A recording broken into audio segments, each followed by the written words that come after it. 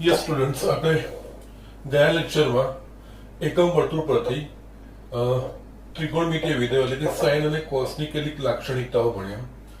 આપણે એમાં આગળ પણ વિશેષ ભણવાનું છે, પણ જે એકમ વર્તુળ પરથી ગયા લેક્ચરમાં જે વસ્તુ આપણે ભણ્યા હતા એને હું જસ્ટ અહીંયા રિપીટ કરી દઉં છું ઝડપથી. એટલે આપણે એક આ વસ્તુ ભણ્યા હતા, sine 2n pi plus x is equals to sine x, એટલે કે એનો મતલબ અહીંયા 2π ના ગુણાંકના અંતરાલમાં સાઇનના કિંમતોનું પુનરાવર્તન થાય છે. વસ્તુ આપણે જોયું હતું. એના સિવાય આપણે જોયું હતું cos 2n pi plus x is equals two cos x, અહીંયા જ્યાં n બિલોંગ્સ ટુ z એટલે કે n કોઈક પૂર્ણાંક સંખ્યા હોય. અહીંયા પણ આ જ વસ્તુ, જ્યાં n બિલોંગ્સ ટુ z કોઈ પૂર્ણાંક સંખ્યા હોય. આના પરથી આપણે સાઇન અને કોસ આ બે વસ્તુ પરથી આપણે બાકીના જે ત્રિકોણમિતીય વિધેય છે એને પણ આપણે વ્યાપક રીતે વ્યાખ્યાયિત કર્યા હતા. એટલે કે x નું મૂલ્ય કોઈ પણ વાસ્તવિક સંખ્યા હોઈ શકે એના માટે વ્યાખ્યાયિત કર્યા હતા. એના માટે આપણે આ રીતે વ્યાખ્યાયિત કર્યું હતું, tan x is equals to sin x upon cos x, જ્યાં x. ઓકે, આ લખતા પહેલા આપણે આ વસ્તુ બી સમજીએ, સાઇન અને કોસ ના શૂન્ય એ વિશે, પછી આ વસ્તુ લખીએ. એટલે આ ભણી જ ગયા છીએ. અહીંયા બીજી એક વસ્તુ આપણે જોઈ હતી, cos x is equals to 0 જો x is equals to 2n plus 1 pi by 2 n belongs to z, એટલે કે જ્યારે ખૂણાનું મૂલ્ય pi by 2 ના ગુણાંક જેટલું હોય ત્યારે એ ખૂણા માટે કોસનું મૂલ્ય હંમેશા શૂન્ય થાય.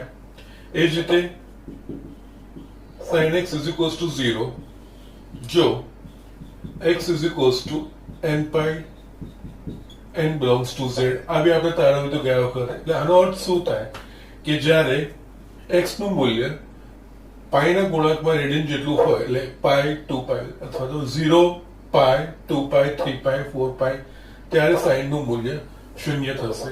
અને આ બે વસ્તુ પરથી આપણે બાકીના જે ત્રિકોણમિતીય વિધેય છે એ બધા ત્રિકોણમિતીય વિધેયો આપણે વ્યાપક રીતે વ્યાખ્યાયિત કર્યા હતા.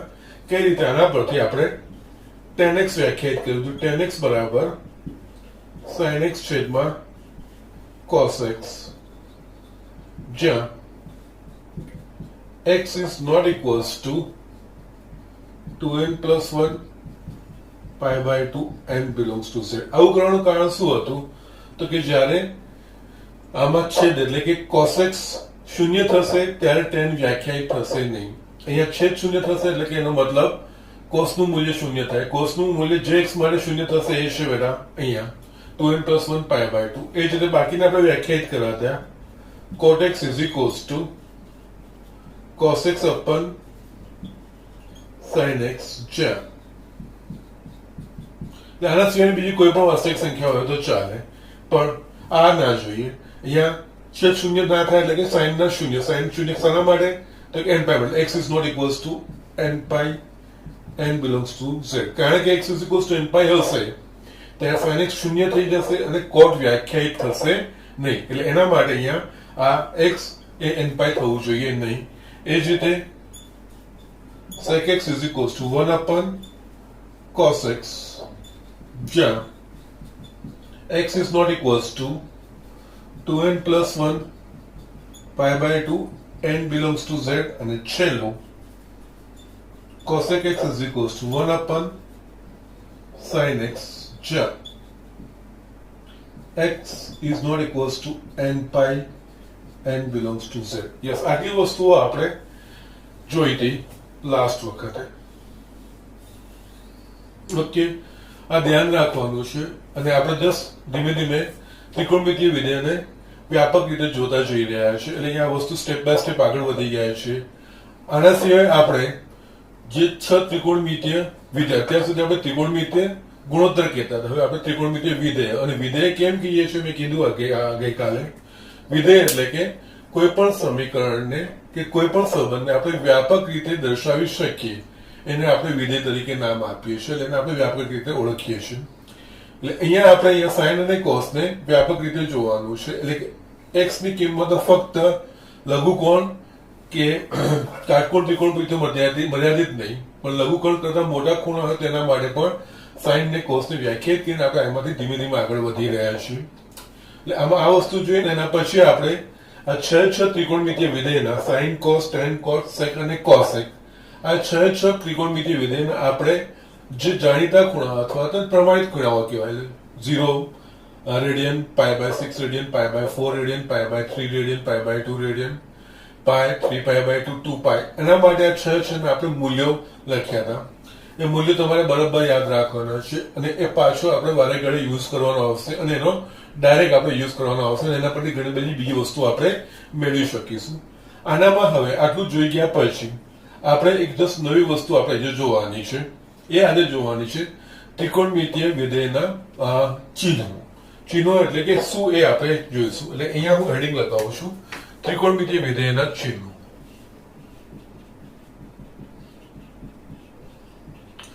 ત્રિકોણમિતિય વિધેયોના ચિહ્નો. ઓકે, આના માટે ચિહ્નો માટે જોઈએ તો પહેલા આપણે જસ્ટ ત્રિકોણમિતિય વિધેય આપણે ભણ્યા છે એકમ વર્તુળ પરથી. એકમ વર્તુળ તમને બધાને બસ આ રીતે ખબર છે કે જે વર્તુળની ત્રિજ્યા 1 એકમ હોય એને આપણે એકમ વર્તુળ કહીએ. અને અહીંયા આપણે એકમ વર્તુળ કે જેનું કેન્દ્ર ઉગમ બિંદુ છે એવા આપણે એકમ વર્તુળ પરથી બધી માહિતી તારવીએ છીએ. ત્રિકોણમિતિય વિધેયના ચિહ્નો માટે જસ્ટ પાછું હું, કારણ કે જ્યારે બી ત્રિકોણમિતિ મારે વ્યાપક રીતે ભણવાની આવશે ત્યારે મારે એકમ વર્તુળનો ઉપયોગ કરવો જ પડશે અને એકમ વર્તુળ પરથી બધા જ કન્સેપ્ટો આપણે વ્યવસ્થિત સમજી શકીશું અને એના પરથી જ બધું તારવવામાં આવ્યું છે. આ ઉગમ બિંદુ 0 0 O x x dash y y dash, અહીંયા આપણે અગેન A10 કારણ કે એકમ વર્તુળ છે. આ B01 C-10 અને D0-1 આ વસ્તુ આપણે જોઈ હતી. ઓકે, અહીંયા આપણે જો આને શૂન્ય લઈએ તો જો ગળેલા કાંટાની વિરુદ્ધ દિશામાં જઈએ છે તો આ π/2 થશે, આ પાય, આ 3π/2 થશે અને આખું પાછું ચક્કર ફરીને અહીંયા આવશે તો આ 2π થશે. ઓકે, નાવ અહીંયા બીજી એક વસ્તુ એ થશે, આ જે છે આ પ્રથમ ચરણ કહેવાશે એટલે કે AOB. એટલે આમાં શું કે જો x નું મૂલ્ય એટલે કે અહીંયા આપણે જસ્ટ આ રીતે લઈએ પ્રથમ ચરણમાં 0 x π/2 એટલે માપ જો ખૂણાનું માપ x રેડિયન જો 0 અને π/2 ની વચ્ચે હોતા પ્રથમ ચરણ, આ π/2 x π આ બીજું ચરણ કહેવાશે દ્વિતીય ચરણ, π x 3π/2 આ તૃતીય ચરણ અને 3π/2 x 2π આખું ચરણ આ ચોથું ચરણ. એટલે આ પ્રથમ ચરણ, દ્વિતીય ચરણ, તૃતીય ચરણ અને આ ચતુર્થ ચરણ. આ જસ્ટ આપણે આ રીતે ઓળખીએ છીએ. ઓકે, નાઉ અહીંયા જો આપણું ઇન્ટેન્શન છે એ ત્રિકોણમિતિય વિધેયના ચિહ્નો એટલે કે ત્રિકોણમિતિય વિધેયો એ કઈ કિંમતો ધારણ કરશે. અહીંયા ફક્ત ચિહ્નો એટલે કે ધન કિંમતો ધારણ કરશે કે ઋણ કિંમતો ધારણ કરશે ચરણ પ્રમાણે. અહીંયા 0 અને બીજી એક વસ્તુ એ પણ મેં તમને પહેલા કીધું છે કે જ્યાં સુધી કંઈ પણ સ્પષ્ટપણે કીધું ના હોય ત્યારે સામાન્ય રીતે આપણે x અક્ષની ધન દિશાને એ સંદર્ભ તરીકે લેવાનું અને જે બી ખૂણો હશે x અક્ષની દિશાને સાપેક્ષ ગળાના કાંટાની વિરુદ્ધ દિશામાં આપણે લેવાનું. એટલે આ ખૂણો છે અને અહીંયા છે ને મેં લેસ ધેન લખ્યું છે, ઇક્વાલિટી નથી કર્યું. આ જે છે ને 0 ખૂણો કે π/2 π 3π/2 2π એ કોઈ ચરણમાંના ખૂણા કહેવાતા નથી. એકચ્યુઅલી 5 ખૂણા કહીએ છીએ કે જે ચરણ છૂટા પડે પણ એ કોઈ ચરણમાંના ખૂણા કહેવાતા નથી. પણ જો આ x રેડિયન એ 0 થી π/2 ની વચ્ચે હશે એટલે આ બિંદુ અહીંયા 0 થી π/2 ને જેને આપણે ઉગમ બિંદુ સાથે જોડે જે ખૂણો બનાવે એ હશે તો પ્રથમ ચરણમાં કહેવાશે. અહીંયા આ બેની વચ્ચે એટલે B અને C ની વચ્ચે એ ચાપ લંબાઈ પર કોઈ પણ જગ્યાએ હશે તો એ બિંદુ દ્વિતીય ચરણમાં કહેવાશે અને એના માટે જો ખૂણો જેને હું કનેક્ટ કરીશ તો એક ખૂણો π/2 થી મોટો બનશે અને π થી નાનો બનશે એટલે π/2 લેસ x એ દ્વિતીય ચરણ કહેવાશે અને એ જ રીતે આ તૃતીય ચરણના કહેવાશે બિંદુઓ અને આ ચતુર્થ ચરણના બિંદુઓ કહેવાશે અને તમને ખબર છે આ ચાર પ્રથમ ચરણ તૃતીય ચરણ ને ચતુર્થ ચરણ એ તમને ખબર છે, આપણે ગ્રાફ ભણ્યા છે. ઓકે, એટલે આમાં એક ત્રિકોણમિતિ વિધેયના ચિહ્નો આપણે ભણીએ એના પહેલા એક બીજી એક બહુ મહત્વની વસ્તુ આપણે ભણીએ. ધારો કે અહીંયા ખૂણો AOP બરાબર x રેડિયન બનાવે તેવું કોઈ બિંદુ PAB એ એકમ વર્તુળ પરનું બિંદુ છે. એકમ વર્તુળ પરનું કોઈ બિંદુ P એવું છે કે AOP ખૂણો AOP બરાબર x રેડિયન બનાવે છે એવું બિંદુ છે. અને એ બિંદુ P ના યામ છે A અને B. એકમ વર્તુળ છે અને A અને B ધારો કે અહીંયા ઘડેલા કાંટાની વિરુદ્ધ દિશામાં x રેડિયન. હવે ઘડેલા કાંટાની દિશામાં જ x રેડિયન એટલે કે -x રેડિયન. એટલે અહીંયા છે ને ધારો કે ખૂણો AO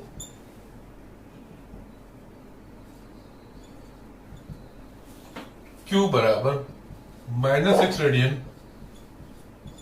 બનાવે તેવું એકમ વર્તુળ પરનું કોઈ બિંદુ Q છે. એટલે અહીંયા શું થશે, આ બિંદુ Q છે એ -x રેડિયન બનાવે છે એટલે આ થશે -x રેડિયન. ઘડેલા કાંટાની વિરુદ્ધ દિશામાં તો આપણે ધન ખૂણો લઈએ છીએ, ઘડેલા કાંટાની દિશામાં એટલે કે આપણે ઋણ ખૂણો તરીકે લઈએ છીએ. એટલે જેટલું પરિભ્રમણ આ બાજુ કર્યું છે ઘડેલા કાંટા એટલું જ પરિભ્રમણ ઘડેલા કાંટાની દિશામાં -x કર્યું છે. હવે અહીંયા આપણને ખબર છે આ જો કનેક્ટ કરીશું આના પરથી M લંબ દોરીશું તો આ A હશે અને અહીંયા પણ આ કારણ કે બંને ખૂણા સમાન છે બંને બાજુ સમમિતતા છે એટલે અહીંયા Q નો જે x યામ છે એ પણ એ થશે. ઓકે, અને જો y યામ છે એ શું થશે તો કે -b. કારણ કે આપણને ખબર છે પ્રથમ ચરણમાં x યામ અને y યામ બંને ધન હોય છે, જ્યારે ચતુર્થ ચરણમાં x યામ ધન અને y યામ ઋણ હોય છે. એટલે અહીંયા અને બીજું શું છે P અને Q એ બંને બાજુ સરખા ખૂણા બનાવે છે. P એ પ્રથમ ચરણમાંનું બિંદુ થયું જ્યારે Q એ ચોથા ચરણમાંનું બિંદુ છે. અને શું છે P અને Q ને હું ઉગમ બિંદુ સાથે જોડું છું તો જે ખૂણો જે આતરે છે એ સમાન આતરે છે, પણ P એ ઘડેલા કાંટાની વિરુદ્ધ દિશામાં x રેડિયન જેટલો આતરે છે, જ્યારે Q એ ઘડેલા કાંટાની દિશામાં Q જેટલો આતરે છે. ઘડેલા કાંટાની વિરુદ્ધ દિશામાં એટલે આપણે ધન x લઈએ છીએ અને ઘડેલા કાંટાની દિશામાં એટલે આપણે લઈએ છીએ -x એવું આપણે લઈએ છીએ. ઓકે, એટલે અહીંયા આના પરથી આપણે આટલું કહી શકીએ માટે બિંદુ Q ના યામ Q A - B થાય. હવે આપણે જે બહુ જ મહત્વનું પરિણામ અને જે આપણે વારે ઘણે વાપરવાનું આવશે એ આપણે અહીંયા જોવાનું છે. સાઇન અને કોસ ની વ્યાખ્યા પ્રમાણે અહીંયા P એ કેન્દ્ર આગળ બિંદુ P એ એકમ વર્તુળના કેન્દ્ર આગળ x રેડિયનનો ખૂણો આતરે છે તો P નો x યામ એ બીજું કંઈ નહીં પણ એ બિંદુએ કેન્દ્ર આગળ જે ખૂણો આતરેલો હોય એના cos બરાબર એટલે અહીંયા a બરાબર cos x અને એ જ રીતે એનો y યામ એ બિંદુ P દ્વારા વર્તુળના કેન્દ્ર આગળ જે ખૂણો આતરાયેલા હોય એના sin a નો y એટલે b બરાબર sin x થશે. એટલે અહીંયા આપણે એક વસ્તુ લખી શકીશું cos અને સાઈનની વ્યાખ્યા મુજબ cos x is equals to a તથા sin x is equals to b. આ આપણે ગયા લેક્ચરમાં ભણ્યા છે. cos અને sin આપણે વ્યાપક રીતે જ્યારે ભણ્યા હતા, એકમ વર્તુળ પરથી જ્યારે ભણ્યા હતા, એકમ વર્તુળમાં આપણે આ રીતે વ્યાખ્યાયિત કરતા હતા. કોઈ પણ બિંદુ, એકમ વર્તુળ પરનું કોઈ પણ બિંદુ હોય અને એ બિંદુને જો આપણે કેન્દ્ર સાથે જોડીએ તો એ કેન્દ્ર આગળ જે ખૂણો આતરતો હોય તો બિંદુ P નું x યામ એ બીજું કંઈ નહીં પણ એ બિંદુએ કેન્દ્ર આગળ જે ખૂણો આતર્યો હોય એના cosના મૂલ્ય જેટલું, અને બાહ્યામ એ બિંદુને કેન્દ્ર આગળ જે ખૂણો આતર્યો હોય એના sin જેટલું હોય. એટલે અહીંયા P દ્વારા કેન્દ્ર આગળ કેટલો ખૂણો આતરાય છે? x. એટલે અને P ના x યામ શું છે? તો a, એટલે a બરાબર cos x અને b યામ b છે એટલે b બરાબર sin x એવું લખી શકીએ આપણે. એ જ રીતે અહીંયા, એટલે કે અહીંયા આપણે આ વસ્તુ લખી શકીએ p a b is equals to p cos x ને sin x. ઓકે, આપણે ગયા લેક્ચરમાં ભણ્યા જ છીએ. હવે અહીંયા આપણે જોઈએ આ જ વસ્તુ q બિંદુ માટે જોઈએ તો એ જ રીતે q બિંદુ માટે બિંદુ q ના યામ કયા છે? તો કે a અને માઇનસ બી ચતુર્થ ચરણમાં છે એટલે y યામ ઋણ અને a યામ ધન.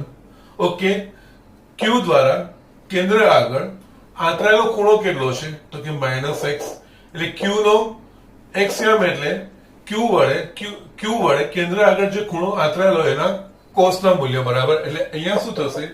q is equals to cos of -x. કારણ કે બિંદુ q એ કેન્દ્ર આગળ -x રેડિયન જેટલો ખૂણો આંતરે છે એટલે q નો x યામ એટલે cos of -x અને એ જ રીતે y યામ sin of -x. એટલે અહીંયા આપણે જો લખીએ જસ્ટ આને આપણે 1 કહીએ અને આને 2 કહીએ એટલે આનો અર્થ શું થશે? cos of -x બરાબર આપણને શું મળશે? a. હવે a બરાબર શું છે આપણા પાસે? તો કે cos x. એટલે માટે આપણે અહીંયા લખી શકીશું cos of -x બરાબર cos x. એ જ રીતે અહીંયા આપણે બીજું જોઈએ sin of -x. એટલે અહીંયા q યામ માટે sin of -x બરાબર શું લખાશે? -b. પણ b બરાબર શું છે? તો કે sin x. એટલે અહીંયા -sin x એટલે માઇનસ અહીંયા શું લખાશે? sin of -x is equals to -sin x. Yes, આ બહુ જ ઇમ્પોર્ટન્ટ પરિણામ છે. cos of -x બરાબર cos x અને sin of -x બરાબર -sin x.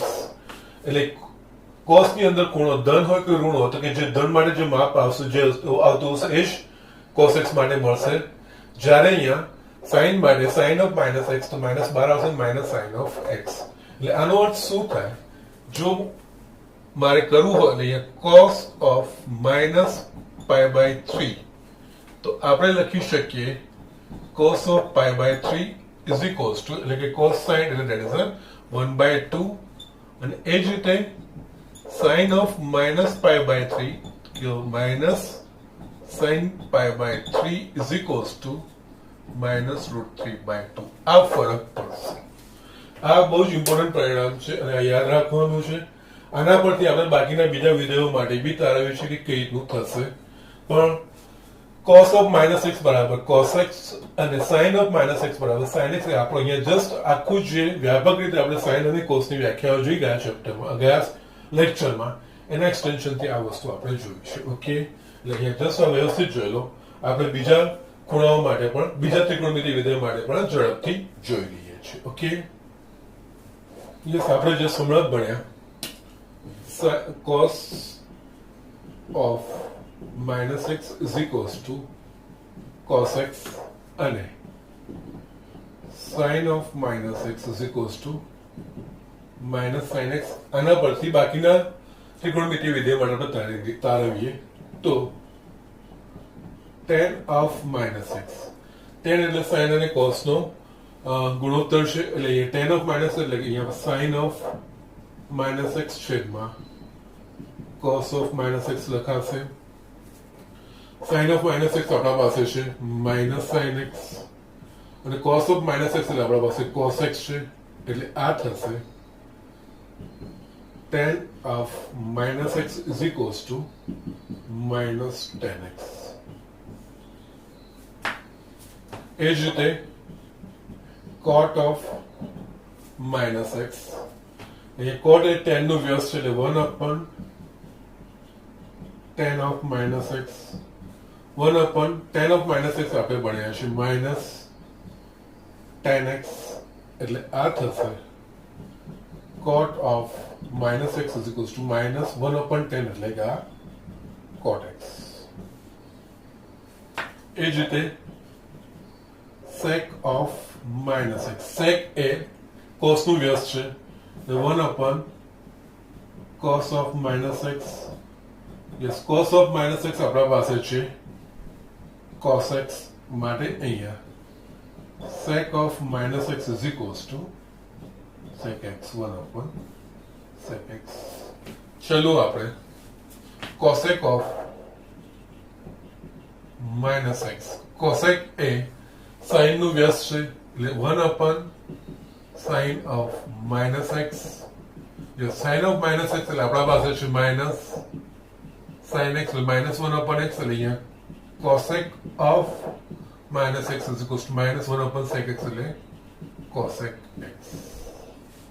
ઓકે, એટલે આ બધા જ પરિણામોને આપણે જો સમરાઇઝ કરવા તો આપણે આ રીતે લખી શકીએ cos of minus x is equals to cos x, sin of minus x is equals to minus sin x, tan of minus x is equals to minus tan x, cot of minus x is equals to minus cot x, sec of minus x is equals to sec x અને cosec of minus x is equals to minus cosec x. આ વસ્તુ છે, આ important પરિણામ છે, આપણે યાદ રાખવાનું છે. અહીંયા એક જ છે cos અને sec, બાકી બધા માટે ઋણ બહાર આવી જાય છે. cos જેનું વ્યસ્ત છે sec એ બંને માટે, અને આ બંને એકચ્યુઅલી યુગ્મ વિધેય કહેવાય છે અને આ બધા અયુગ્મ વિધેય કહેવાય છે. એટલે કે ચિહ્ન બદલે તો ચિહ્ન બહાર આવી જાય છે, ત્યારે આમાં ચિહ્ન બદલે તો મૂલ્ય બદલાતા નથી. એટલે cos plus or minus x નું મૂલ્ય cos x જેટલું જ થાય, sec plus or minus x નું મૂલ્ય sec x જેટલું જ થાય. એ આપણે ધ્યાન રાખીએ. એને યુગ્મ વિધેય કહેવામાં આવે છે, જ્યારે આ બધા અયુગ્મ વિધેય કહેવાય છે. એટલે cos અને sec એ બેમાં યસ પ્લસ કે માઇનસ માટે એનું એ જ, જ્યારે બાકી બધામાં ઋણ ચિહ્ન બહાર આવી જશે. એ રીતે આપણે અહીંયા યાદ રાખવાનું છે. એટલે આ એક ઇમ્પોર્ટન્ટ પરિણામ આપણે અહીંયા મેળવ્યું છે. હવે આના સિવાય બીજું એક છે કે જે આપણે મેળવવાનું છે, જે આ ટોપિક સ્ટાર્ટ કર્યો, ત્રિકોણમિતીય વિધેયના ચિહ્નો. એટલે ત્રિકોણમિતીય વિધેયના ચિહ્નો એટલે એના માટે જસ્ટ હવે ખાલી આપણે એકમ વર્તુળ દોડીશું અને કોઈક બિંદુ લઈશું કે જે ધારો કે કોઈક બિંદુ છે કે જે x ખૂણો બનાવે છે, x રેડિયન ખૂણો બનાવે છે, એ વસ્તુ લઈશું. આપણે આ એકમ વર્તુળ લઈએ અને એકમ વર્તુળ આપણે વારે ઘડીએ દોરીશું, કારણ કે જે બેઝિક આખો કન્સેપ્ટ આપણે બેસાડ્યો છે વ્યાપક રીતે ત્રિકોણમિતીય વિધેયોનો, એ આપણે એકમ વર્તુળ પરથી આખો લીધો છે. x dash y y dash વ્યાપક રીતે આપણે આના પરથી લીધું છે. અહીંયા બિંદુઓ છે a 1 0, b 0 1, c -1 0 અને d 0 -1. Okay fine. નાઉ અહીંયા કોઈ ખૂણા આપણે આ 0 રેડિયન, π/2 રેડિયન, π રેડિયન, 3π/2 રેડિયન ને આ એક પૂરું પરિભ્રમણ 2π રેડિયન. ધારો કે કોઈ આ બિંદુ p a x. ઓકે, એટલે જો એ બિંદુ p a અને b ચાપની વચ્ચેનું હોય તો અહીંયા 0 less than x less than π/2 અને આ કહેવાશે પ્રથમ ચરણ. યસ, આ જ બિંદુ જો p આ બાજુ ચાપ લંબાઈ b અને c ની વચ્ચે હશે તો એને જો ઉગમ બિંદુ સાથે જોડીશું તો એ જો જે ખૂણો x અક્ષની ધન દિશા સાથે બનાવશે એ π/2 કરતા મોટો અને π કરતા નાનો હશે. અહીંયા π/2 x π.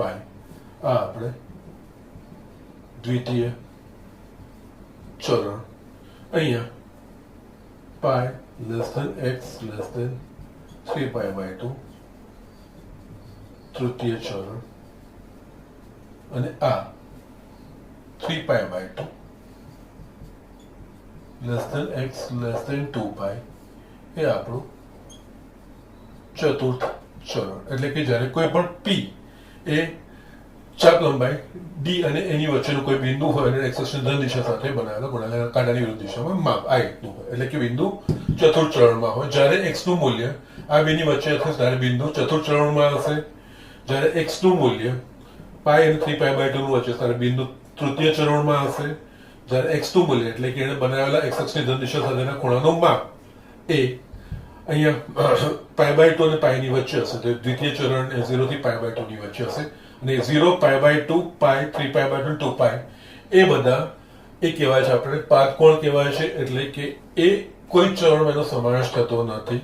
અને અહીંયા અને આના સિવાય બીજું આપણે જાણીએ છીએ કે જો p એકમ વર્તુળ પરનો કોઈ બિંદુ હોય તો બિંદુ p ને જો આપણે ઉગમ બિંદુ સાથે જોડીએ તો એ જે કેન્દ્ર આગળ આંતરે ખૂણો એ ધારો કે આંતરેલો ખૂણો x હોય તો p નો બિંદુ p નો x યામ એટલે કે cos x અને y યામ sin x થાય એ વસ્તુ થાય. ઓકે, જે ખૂણો આંતરતો એનો cos એ બિંદુનો x યામ અને જે ખૂણો એને આંતર્યો બિંદુ કેન્દ્ર આગળ એનો sin નું મૂલ્ય એનો y યામ થાય. ઓકે, એટલે અહીંયા છે ને હવે આપણે આ વસ્તુ જોઈશું ત્રિકોણમિતિય વિધેય અને એના ચિહ્નો કઈ રીતે છે. એટલે અહીંયા એક આપણે કોષ્ટક બનાવીએ છીએ.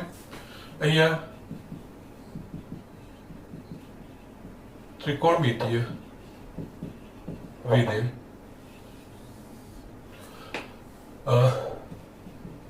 પ્રથમ ચરણ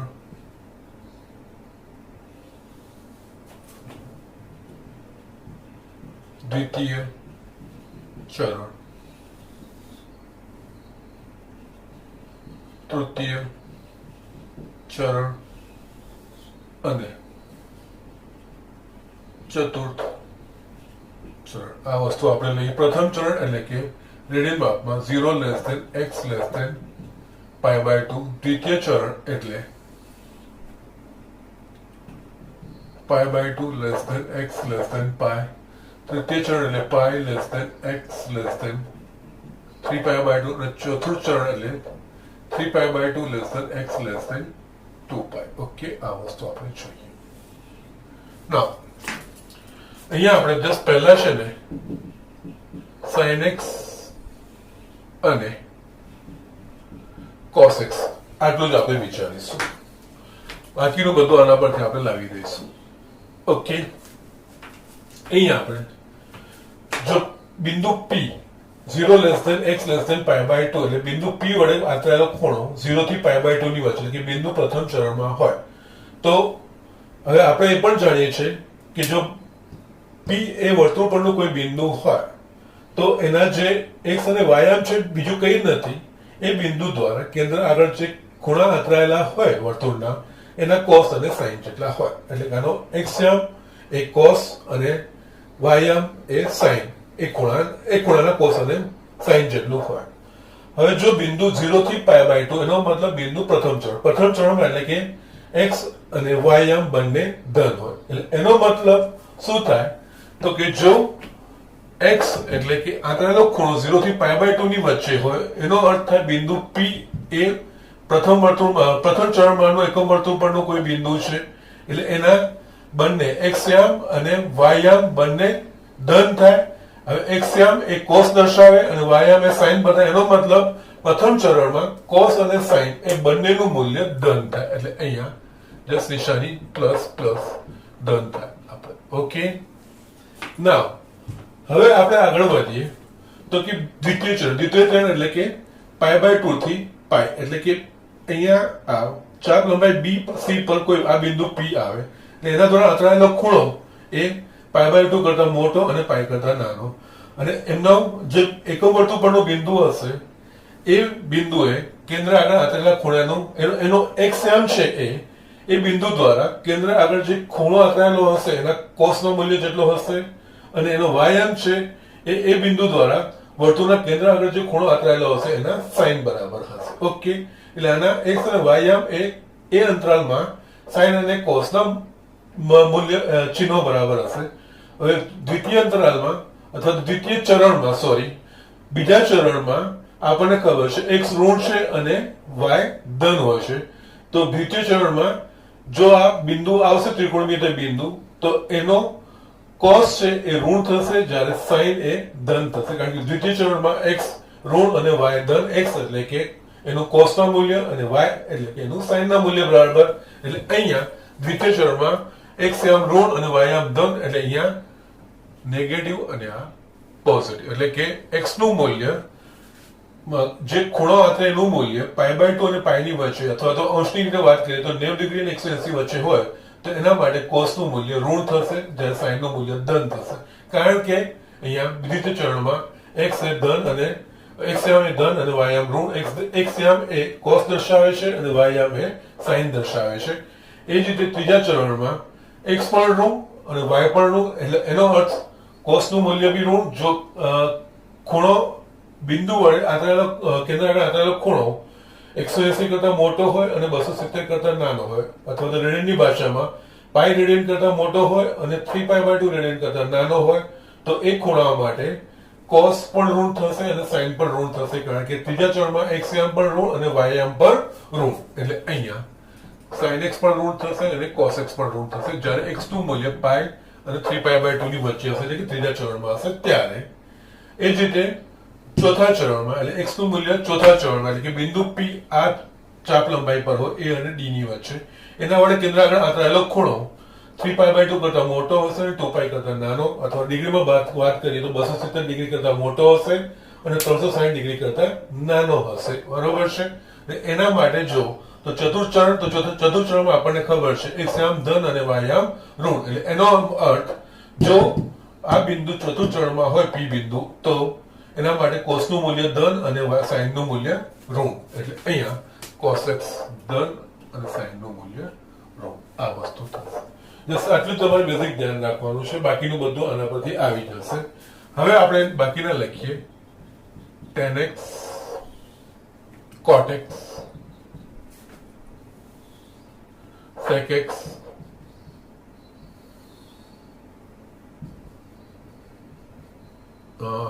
cosec x. સોરી,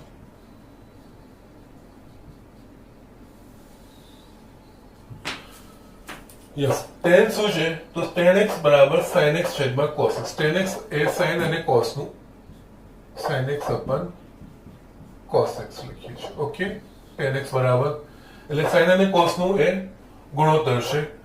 યસ, પ્રથમ ચરણમાં sin ધન છે, cos ધન છે, ધન ભાગ્યા ધન, tan પણ ધન.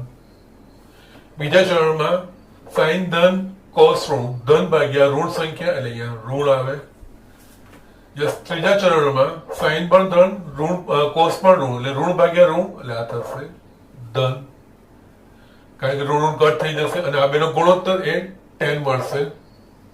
એ જ રીતે ચતુર્થ ચરણમાં sin ધન ઋણ છે અને cos ધન છે એટલે ઋણ ભાગ્યા ધન ઋણ આવે, એટલે ચોથા ચરણમાં tan નું મૂલ્ય ઋણ આવશે.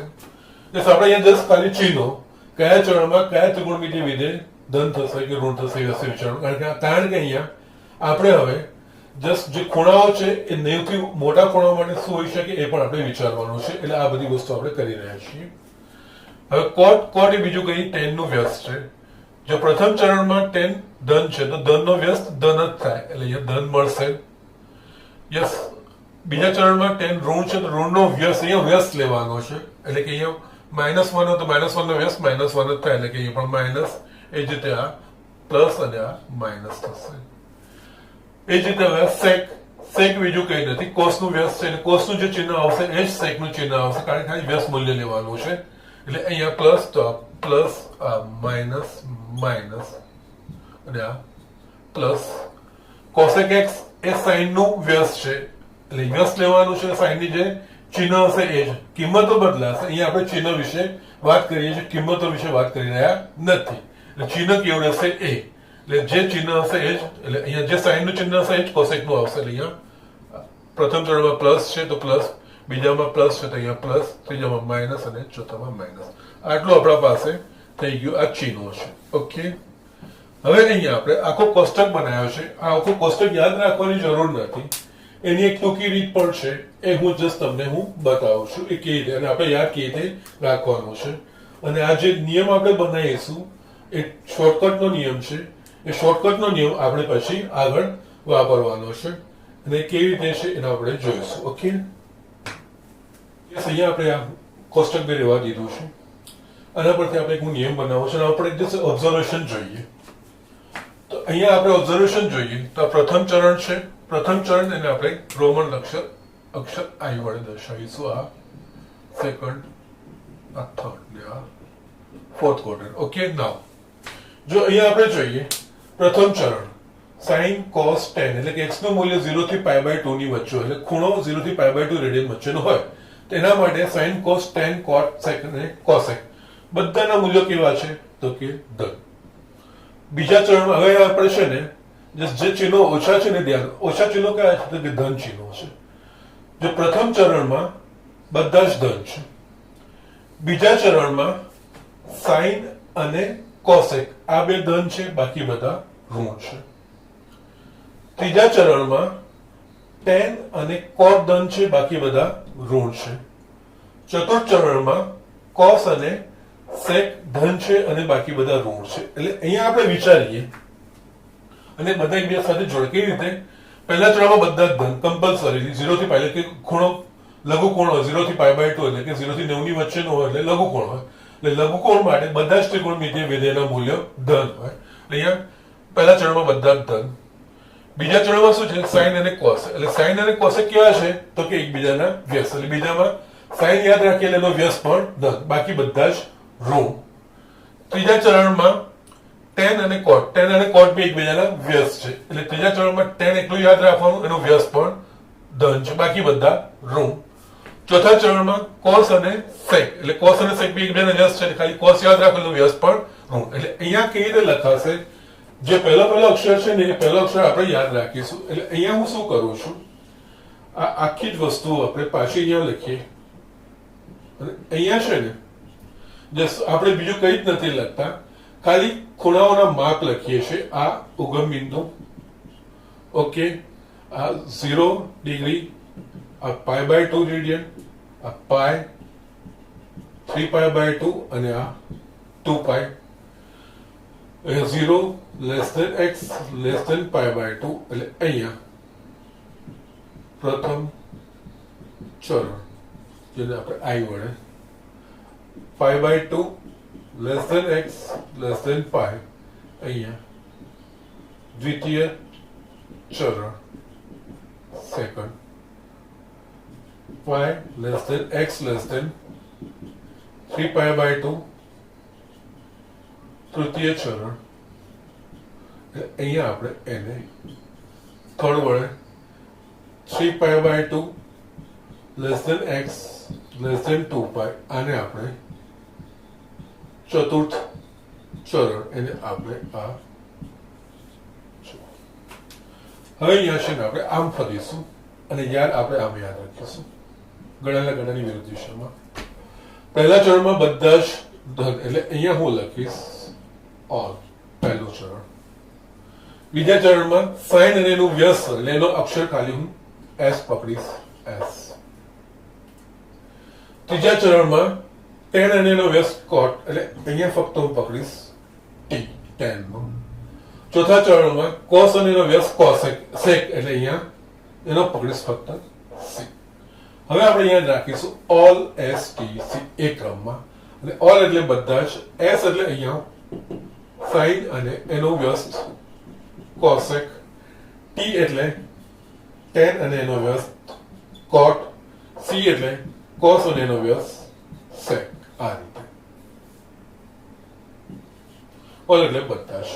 અહીંયા all s t c આ નિયમ યાદ રાખીશું. all એટલે બધા, s એટલે sin અને cosec, t એટલે tan અને એનો વ્યસ્ત cot, c એટલે cos અને એનો વ્યસ્ત sec.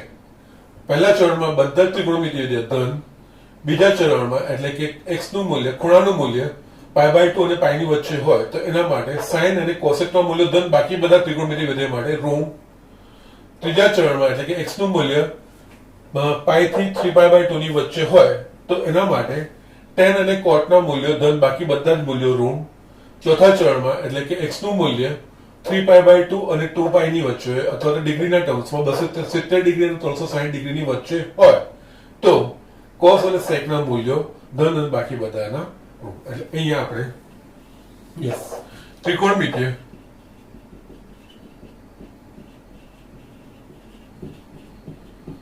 વિધેયના ચિહ્ન માટે નો નિયમ all STC all STC આપણે આ રીતે all STC નો અર્થ પ્રથમ ચરણમાં બધા જ ત્રિકોણમિતિય વિધેયો ધન F એટલે દ્વિતીય ચરણમાં sin અને cosec ધન, બાકી બધા ઋણ સમજવાના. અહીંયા તૃતીય ચરણમાં tan અને cot ધન અને ચતુર્થ ચરણમાં cos અને sec ધન, બાકીના આપણે ઋણ સમજવાનું. અહીં આ વસ્તુ યાદ રાખવાનું. ઓલ STC આ આપણે નિયમ યાદ રાખવાનો છે અને એના પ્રમાણે આપણે બધાના ચિહ્નો યાદ રાખી શકીએ છીએ. એટલે બીજું કંઈ જ નથી. બેઝિકલી તમે આપણે યાદ રાખો કે એકમ વર્તુળ પરના કોઈ પણ બિંદુ માટે એનો x સામે એક બિંદુએ કેન્દ્ર આગળ જે ખૂણો બનાવેલો હોય એ ખૂણાના કોસના મૂલ્ય જેટલું હોય અને એ બિંદુનો y આમ એટલે કે એ બિંદુને કેન્દ્ર આગળ જોડીને કેન્દ્ર આગળ જે ખૂણો આતરેલો હોય એના સાઈનના મૂલ્ય જેટલું હોય એના પ્રમાણે યાદ રાખીને પહેલા ચરણમાં x અને y બંને ધન, બીજા ચરણમાં એના પ્રમાણે સાઈન અને કોસ બંને ધન, બીજા ચરણમાં x ઋણ અને y ધન એટલે કે કોસ ઋણ અને સાઈન ધન, ત્રીજા ચરણમાં x અને y બંને ઋણ અને ત્રીજા ચરણમાં ખૂણો હતો કોસ અને સાઈન બંનેના મૂલ્ય ઋણ, ચોથા ચરણમાં કોસ ધન અને સાઈન ઋણ એટલે કોસ ધન અને સાઈન ઋણ. એ અથવા તો આ રીતે ડાયરેક્ટલી તમે યાદ રાખી શકો છો. એના પરથી તમે સાઈન કોસના મૂલ્યો ખબર પડી જાય એટલે બાકીના બધા જ સાઈન અને કોસના બધા વિવિધ ગુણોત્તરો જ છે એટલે આપણને ચિહ્નો પણ ખબર પડી જાય. અથવા તમે ઓલ STC આ સિમ્પલ વસ્તુ છે એ રીતે તમે યાદ રાખી શકો અને આ બધી જ વસ્તુઓનો ઉપયોગ કરવાનો આવશે. આપણે જસ્ટ બધી જ વસ્તુઓ ત્રિકોણમિતિમાં ધીમે ધીમે જસ્ટ વ્યાપક રીતે બધી વસ્તુઓ ભણી રહ્યા છે. જસ્ટ આપણે ધીમે ધીમે આગળ રહ્યા અને આ બધા જ કોન્સેપ્ટ તમને 12માં બી ખૂબ વપરાશે એટલે બહુ જ શાંતિથી બહુ ધીરજપૂર્વક વ્યવસ્થિત આ બધી વસ્તુઓ તમને બતાવી રહ્યો છું. આજના લેક્ચર પૂરતું આટલું જ. નેક્સ્ટ આમાં હજુ પણ આપણે થોડી ઘણી વસ્તુ થોડી ઘણી ત્રિકોણમિતિના જે બેઝિક્સ વસ્તુ છે હજુ પણ આપણે થોડી બાકી છે એ ફિનિશ કરીને પછી જ આપણે આના જે રિયલ એક્ઝામ્પલ છે સ્ટાર્ટ કરીશું. ઓકે.